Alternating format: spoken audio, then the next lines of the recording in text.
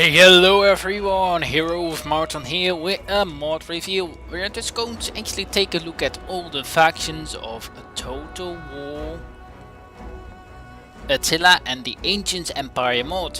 Thank you for joining me here. Alright, let's go to the grand campaign. I'm going to show you which factions you have, what their starting positions are on the campaign map and what they have to their disposal in units.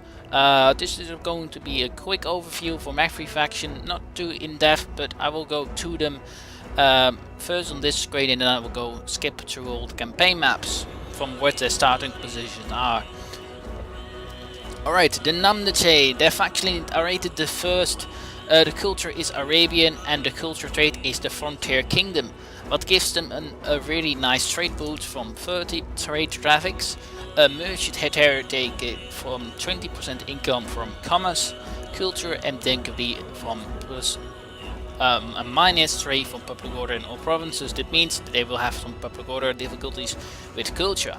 Alright, the faction trade of the Nominees Kingdom, desert merchants. They're basically the caravan route, 80% campaign movement range for armies, so they're basically good in trade.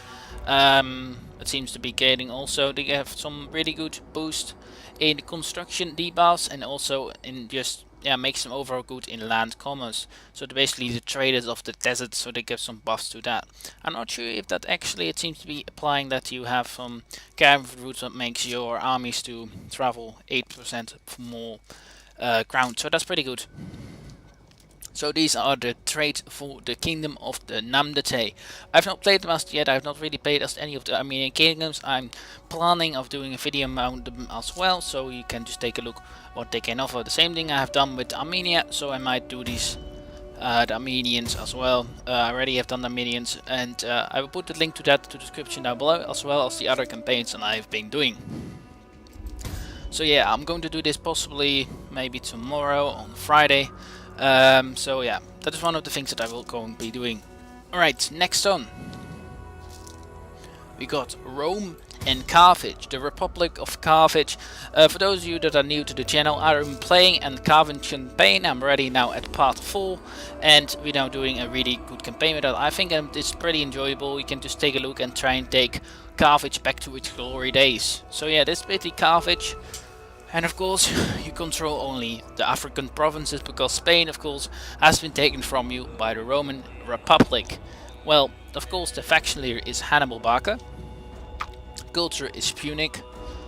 Cultural trait is Imperial Ambition. Same goes with Rome, of course, because of the same faction trait. Imperial Ambition, it divine right to our people seek, divine and conquer. Cultural present, 20+% public order penalties due to foreign cultures. This makes them sort of having some more, because they want to oppress and take more land. People are a bit pissed about them basically, so they have more problem with cultures, different cultures. Okay, if we go onwards, they also have effective administration. That means you have an extra 15% tax rate in every province. Also, you got provincial rule, what makes the state culture of every faction be boosted by 2. Alright, the faction trade of Carthage and possibly will not surprise you. The Maritime Empire, of course. Carthage was always known to be a really good trading empire, and they also have basically based their trades around this. Alright, let's go and take a look on that, of course. The sea is what makes nations great, and the trade routes are much more important than cities and fields. Colonial established, 10% from commerce increasement. Expansionist policy increase in foreign territory. So we basically get some integrity for every basically if we go outside of our own territories, if we start to expand beyond our borders. Next, expert ship rights. So we got a 50% decreasement for all naval units. That possibly would not surprise anyone. And of course, the last but not least, the Mercenary Armies. They got 10% less upkeep costs for mercenary units. Of course, Carthage would use mercenaries in their wars instead of their own citizenry. Citizens, sorry. Anyway, alright, let's go on to Rome, the Roman Republic. Your faction leader is Successor Caesar, but here of course it is the hero of his time, Scipio Africanus, as the main leader, of course. When you start Rome, if you start as the Roman Republic or Carthage, you will right off the bat begin the Battle of Zama, of course, and you're going to try and change history with Carthage, or want you want to continue the Roman Republic to its glory days as the empire it will become under Augustus. Well, of course the culture is Latin. Cultural trait is again imperial ambition, the same traits. But we also got the faction trait, the SPQR. I'm sorry, the SPQR. Yeah, I do not know how to pronounce that name. Sorry. We have a special edict, bread and games. Boastful, powerful bread and circus edict basically gives you some good boost. Next we got curses honorum, plus 1 loyalty from subject characters. Basically every character got an extra loyalty point, so your stability in your political situation is quite strong. The powerful Senate, 10% cost of taking political actions, so of course the political intrigue is playing a play in the Roman traits, because of course Rome would be really much in that regard, because the Senate played its political games to gain power for themselves, gain power for their parties, etc. Alright, then last but not least, a pretty handy one for sanitation. Roman plummeting. Plus 2 sanitation in every province. So you got an extra sanitation for each province. Yeah. So an extra sanitation in every province that you have. Alright, let's continue to the Hellenic states. The Seleucid Kingdom or the Seleucid Empire. It really depends how you want to call them. Their faction leader is Antigonus the Great. Their culture is Macedonian, their culture rate is Dioti. It will be gone for every one of the last Hellenic states. They have the same traits. With that, and that includes exchange of traditions, 10% to civil technology research rate, so you'll get a boost to your civil technologies. So you get a boost to that from researching. Alright, the Hellenic Harmony. You got a 2+ Hellenic culture influence in every province, so your culture is actually boosted in every province. Onward, Mercenary Armies. Actually, that's a surprising trait actually. So you got a more number of recruitable mercenaries in your, basically your faction, your mercenary pool. Basically, and then you also got quick infighting. So of course, because they've really been in war with each other, the Dioti and the other Greek faction, you got a 50% decreasement in the diplomatic relations with other Hellenic factions. And then we got the Seleucid Kingdom, or the Seleucid Overlords as the trait for the Seleucid Kingdom. We got Greek Elite, so that actually decreases the Hellenic debuff for Greek factions to 30, so you got a bit less than the other ones. And then you also got Client State Conscripts, 10% for army recruitment, so you got 2 more recruitment slots in every province. I think that is what it means to say, or it might be bit your satraps, I'm not totally sure on that.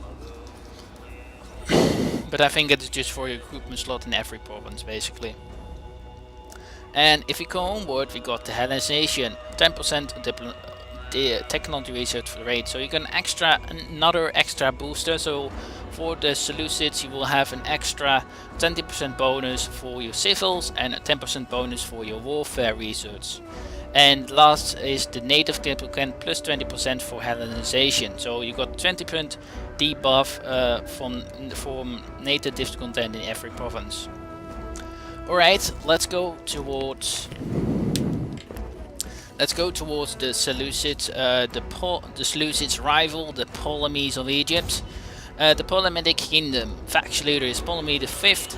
He's actually in the campaign, he is not yet of age, so you will have to basically build your army around your strong generals that hopefully will not portray Ptolemy, or Ptolemy, I think it is Ptolemy, I think that's how you pronounce it. And the culture is Macedonian. Of course, again the Dioti trait for cultural. And the faction trait for them, the Ptolemies Overlords, aged cultural. So they basically reduced that faction trait for Greek factions to 35, and to our factions that are not Greek, we'll get a 15 extra bonus to diplomatic relations, and also the Hellenic dynasty plus 12% to technology and tax rate. So you get an extra tax rate increase and also a 12% extra increasement to your research. Alright, that is the Ptolemies, and of course they start off Egypt and also some lands in Asia Minor. Onward to the Kingdom of Berkman. Kingdom of Berkman. Faction leader is Alutus the first Soder, and the culture is Hellenic. Cultural trade is of course the Diogi, and then we got the Pencils of Heroism. It seems to be beloved rule, so you got a really public order boost. You have good architecture, because of course it seems to be that the kingdom, the city of Berkman, is a really great city, and you got great architectures because you built such a great city or something.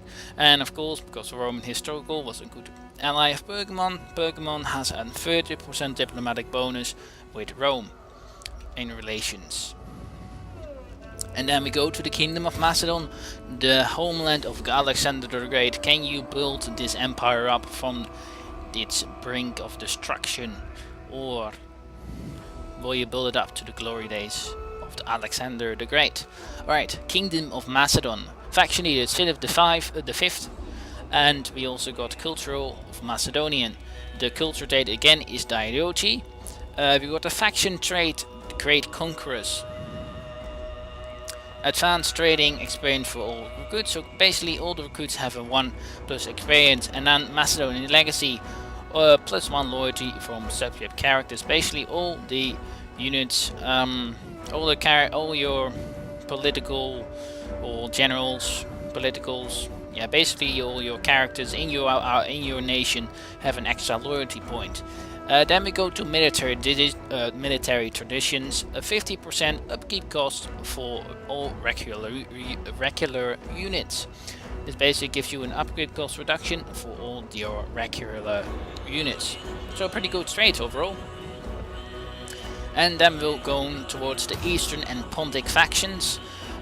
These ones possibly are not fleshed out because there are not yet Pontic factions included, but for now we have the Archaic dynasty that I think represents the Parthians. Of course, they also have the culture of Parthia.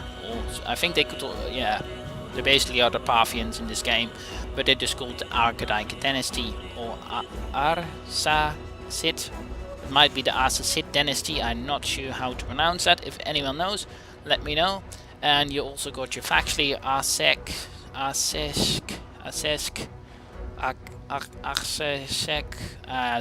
second as your faction leader. And the culture trait that goes for all the Eastern and Pontic factions. Eastern dynasties. The birthplace of civilization, soft winds dwell in every changing eastern land. Multiculturalism. Multiculturalism, sorry. 50% due to, oh, that's pretty good. So you got actually a 50% debuff in all the provinces that you conquer from other cultures. That is pretty nice. You also got tributary treaties, 100% income from your tributary state. That's pretty funny. Basically, both these factions are a tributary state from the Seleucid Empire. So you are in a situation there, because if you want to break free, you have to go sort of piss the Seleucid Empire off. But I think if you build your armies up first, go against wars against factions that do not belong to the Seleucids close to you, you should be able to build your power good enough and strong enough to be able to push out the Seleucids from your lands and be a free kingdom or maybe an empire. Alright, the faction trait for the Arsacid dynasty are the Aristocration Kings. Aristocrated people, 20% recruitment cost for cavalry. The Escalation people, 50% upkeep cost reduction for cavalry upkeep cost, sorry. And then we got pastoral lifestyle, and then we actually we got a 30% bonus to income from livestream agriculture. That's pretty good. And resistant to slavery, though they're not really fun of slavery, but they have then 40 plus debuff basically towards yeah, slavery penalty, so you got a higher debuff towards that. Alright, let's go to the Kingdom of Armenia. The Kingdom of Armenia, the Artaskiai, sorry mates, I'm not going to try and pronounce it. Arkisik or Artakias is the leader. The culture is Armenian. The cultural trade is again the same. And then we go for faction trade because each negotiated. It actually gives you 20% standing, diplomatic buff to all diplomatic standings with all Greek and Eastern factions. So that's pretty nice. We got done also entrance of nobility, a loyalty from subject characters. So you basically got a loyalty plus points to all your political characters.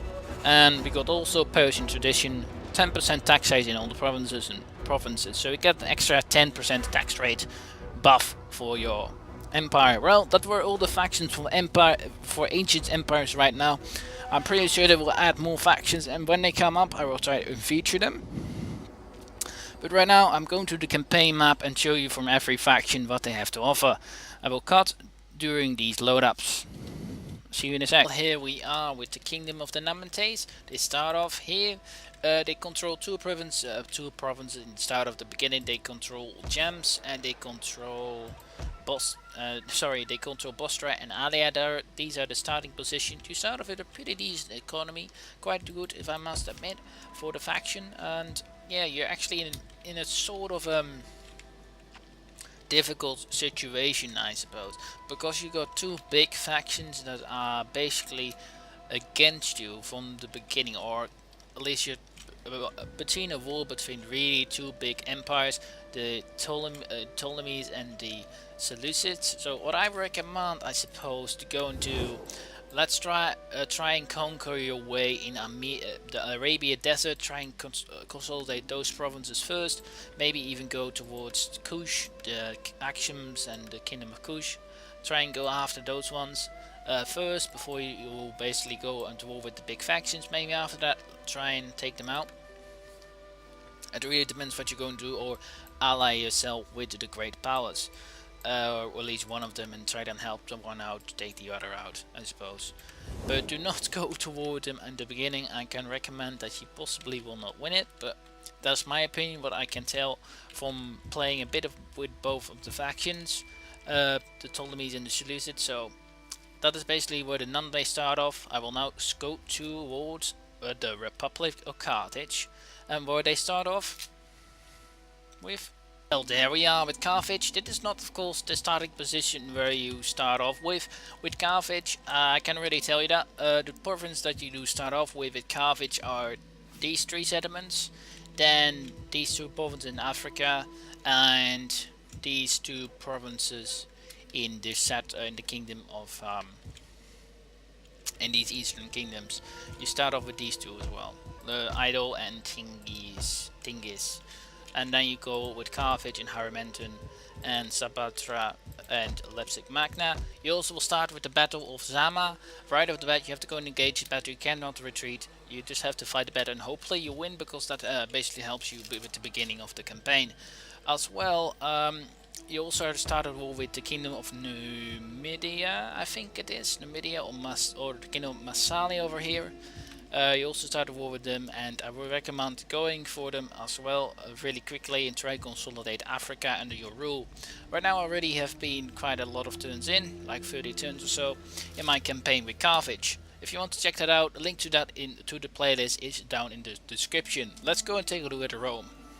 Well, we are here with the Roman Republic. Rome starts off with a pretty big empire. You just have conquered Hispania, and yeah, you basically are sort of having problems basically in every province with public order. As you can see, we're just not at the beginning of the campaign. I played 10 turns into this campaign, and I just with Rome you start off with the provinces of Tarraco, Zecobrica, Cargonova, Cordoba, Malaga and Hispalis in Hispania. In these provinces you also control Ajax and Caglios. then you also control the city of Syracuse, Rhegium, and Tarentum. And in Italy you control Rome, Arentum, Neapolis, and Armenianum. You control as your beginning cities. So you just have to go and try and consolidate. What I did actually in my campaign, I conquered Carthage and Tarentum, and then I basically made peace with Carthage, so I could consolidate my my domain, sort out the public order, build an economy up, and later on I would go back to war with Carthage. Right now I'm not yet at the point, but I would recommend doing that because it just would allow you to be more stable in your entire empire. So yeah, that was Rome and where they start off. And if you have any questions about what I'm doing here, don't forget to put them down in below for any of the questions. Alright, let's go towards, I think it's the Seleucids Kingdom. And as you say, well, here we are with the Seleucids. The Seleucids start off with possibly the biggest empire in the game and also the best economy, possibly maybe one of the better armies in the beginning of the game. So I recommend, if you want to go and start off playing with Ancient Empire and not really familiar with the mod, I would really recommend the Seleucids. It really gives you sort of where to start off and sort of basically get used to the system. They basically go parts of Syria. They don't have control over it all. The Ptolemies control Tyrus. They also control some minor settlements in Asia Minor as well. And then they also control mostly of the.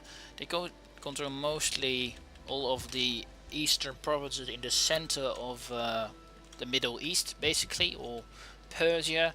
It was called those days, so they control most of these. You could really have some good potential here to make these ones all to a really big economic power, because you basically have no enemies here and makes them really safe to develop into really valuable money making provinces. You also got some satraps. You got the kingdom of the Archaic dynasty, the your tributary state, as well as the Armenians. Then you also got the kingdom of what are they called again? The kingdom of what? Kingdom of Sapone. You also got the kingdom of Capochane as your tributary state. You also got the kingdom of Cappadocia as your tributary state, and I think that were it. Those were all your tributary states that controls the Seleucid Kingdom. So you basically start off with a pretty good economy, some really good armies already built up, so you can actually choose where to conquer right off the bat of the campaign. So it is basically up to you what you want to do with Seleucids. Do you want to go against your ancient enemy, or do you want to go after, try and take out all of Asia Minor and then push towards Macedon, take the glorious city of Alexander back? Anyway, let's push on towards the second faction of the Hellenics, and I think that is the Ptolemies. Right, there we are, we got the Ptolemies, or the Ptolemies of Egypt. This is how you start off. Basically you got some really good and profitable provinces in Egypt. I think in the beginning of the campaign, from everywhere, I'm thinking that Alexandria is the most profitable province in every region. It basically has 2 level 5 buildings that both generate quite a lot of money, as well as this building that basically earns you 44,000 income from fertility, what is basically insane. It also provides you with a food bonus of around 400 in one province. That does not really even build it up. So you can basically make Egypt your breadbasket, what it was basically in the ancient world. What is funny though, they actually got sort of a rebel type of army or faction that is basically sort of the, I don't know, the Egyptian type culture that basically has rebelled against the Ptolemies, I think. I'm not sure how this really was in that history, but it seems to be that bit indicating. So you don't really control the entire province of Egypt in the beginning of the game. Then of course you also have some gains in Syria with Tyros. You also control the port of Salamis.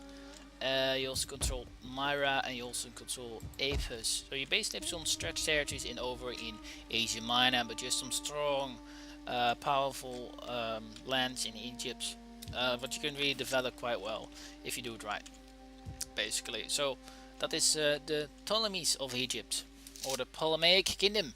I see you in the next faction, and that is Pergamon. Kingdom of Pergamon seems to be starting off with a quite precarious situation. They don't really have a really built up city. You only really have an one city, and that is not really developed. You're actually not having enough food to pay or support your armies, and you're basically starving. So I think what your objective might actually want to go and be is go after a settlement right off the bat and try and take it over. Maybe by sea, so you can just start a battle right off the bat, like with maybe Nicomedia. I'm not sure like what they hold. Oh my god, that's insane. Alright. Huh. That's quite a surprise. This one is pretty good as well. Like, it seems to be that Pergamon's really has a hard starting position. So I think this is pretty an interesting campaign if you really are for a challenge, because it seems Pergamon has to go and get some build up right from the bat. They don't have any income, and they are basically in a really difficult situation in the beginning. So really, if you are up for a challenge, go and try it Pergamon. There's not much actually well to say about them. Maybe Byzantium is a bit less protected. Yeah, it seems if you want to go and take out a province, you might just want to go for them. You've got some heavy, like bronze and shield of heavy phalanx. You've got some good Attila and the Royal Guard, but are really strong units. You've got also an Armenia cavalry, but are pretty good. So yeah, that's a bit what they hold, and yeah, nothing else to say about the Ptolemies of Egypt, or the Kingdom of Pergamon. Sorry. Next, we're going to take a look at Macedon and what they have to offer. Well, the Kingdom of Masam seems to be having sort of the same problems as the Kingdom of Berkman has. It started off with no food, and it started off with no economy. So you basically have to go and build up palatal baking a province, and also making sure you make enough food to support your armies. I think upgrading this should be able to do that, but in 6 turns you still have a low food.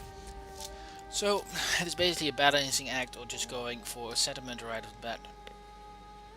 And you also start off with a tributary state of the Kingdom of Corinthians. You also start a war with the settlement of, or the Kingdom of Pergamon as well. So you might actually, if you want to go and take some province quite quickly, you might be able just to assault Sycius right off the bat, because you got enough movement range to get by sea. So if you want to go have some quick land grabs with Macedon, that is basically their starting position.